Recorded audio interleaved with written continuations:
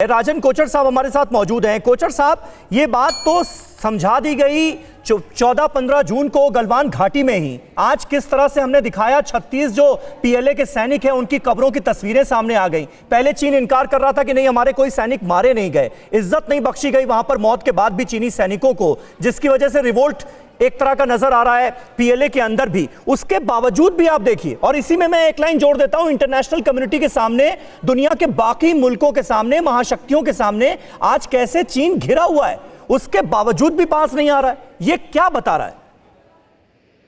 ये देखिए, ये चीन की हमेशा ये पॉलिसी रही है और कोई ये हमारे लिए कोई नई बात नहीं। और टॉक्स के हमेशा पहले पिछले बार भी आपने देखा होगा कि चीन ने हरकत की थी और इसको एलएसी पे हरकत की थी और टॉक्स आज हो रही है। तो इसीलिए ये एक प्रेशर टैक्टिक्स का भी जो उनका जो कॉन्सेप्ट है, ये दुश्मन को प्रेशर पर डालो और कोई ऐसी हरकत करो कि टॉक्स जब हो तो आपका पलड़ा उसमें भारी रहे।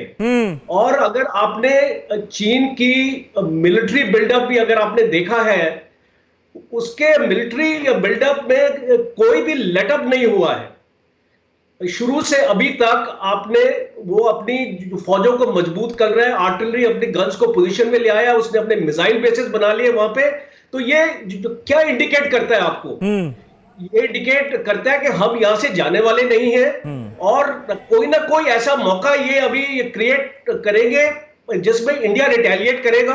और हो सकता है कि ये जो लिमिटेड एरिया में शुरू हो जाए और बाद में एस्केलेट हो जाए। और चीन ने अपनी तैयारी कर रखी है। और इसके साथ साथ मैं आपको तो ये भी बताना चाहता हूं कि हमारी फौज की भी पूरी तैयारी है वहां पे।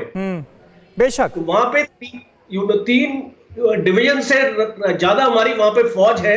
और जैसे जनरल राजेंद्र सिंह जी ने बताया कि जब दोनों फौजें आमने सामने ऐसे हो जाती हैं और इतने लंबे पीरियड के लिए जब उनकी डिप्लॉयमेंट हो जाती है जी, तो हमको एक्सपेक्ट कर लेना चाहिए कि ऐसी हरकतें होती रहेंगी। अश्विनी सिवाज साहब, लेकिन देखिए बहुत फर्क है। 15 जून को गलवान घाटी में जो कुछ भी हुआ, हमारे 20 जवानों की शहादत हुई, चीन के जो सैनिक थे उनका जबरदस्त नुकसान हुआ, 36 सैनिकों की खबरों की तस्वीरें भी सामने आ गई हैं जिसमें साफ जाहिर हो रहा है कि चीन ने क्या कुछ झेला है। उसके बावजूद भी ये रुख, और ये जानते हुए ये रुख नजर आ रहा है कि अब स्थितियां बिल्कुल बदल चुकी हैं, अब हमारे सैनिकों के हाथों में हथियार भी है, उसके बावजूद भी चीनी सैनिक आगे बढ़ रहे हैं। ये हिमाकत।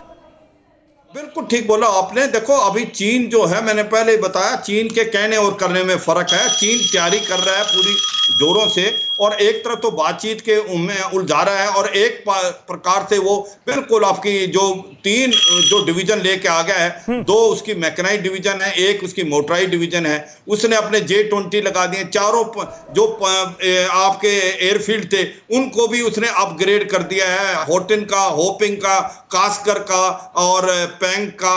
तो एक प्रकार से चीन एक मनसा बना के आया प्रेशर डालने के लिए, और वो स्टेटस को एंटी जिसके बारे में हम बातचीत कर रहे हैं, मुझे नहीं लगता इतनी जल्दी वो मानने वाला है। और कहीं ना कहीं उसका सबसे ज्यादा दबाव आएगा डेप्संग में। आपको उलझा रहा है वो फिंगर 4 से लेके फिंगर 8 में, मगर उसका असली मुद्दा है पैंगांग आपका डेप्संग में। वो इसलिए है क्योंकि जो दरबुक चौक दौलतबेग ओल्डी रोड है, बिल्कुल बिल्कुल, बहुत पते की बात कही सर आपने। बिल्कुल ये आप समझने की बात करो, क्योंकि जब ये दौलतबेग ओल्डी का जो सब सेक्टर नॉर्थ है, जब से हमने उसमें जमावड़ा बढ़ा लिया T-90 और एक ब्रिगेड प्लस से स्ट्रेंथ बढ़ा ली है, तो वो एक प्रकार से गेटवे टू अक्साई माना जाता है। हम उसको अगर ईस्ट में जाएं तो अक्साई और वेस्ट में जाएं तो गिलगित बाल्टिस्तान। तो कहीं ना कहीं चीन इससे भी काफी घबराया हुआ था और वो जहां डेप्संग में आ गया है, बिल्कुल बिल्कुल बिल्कुल खतरा वहां पर बड़ा है, डेप्सांग में खतरा बड़ा है। बिल्कुल आपने सही बात कही। और बाकी इलाकों में दरअसल उलझाने की कोशिश हो रही है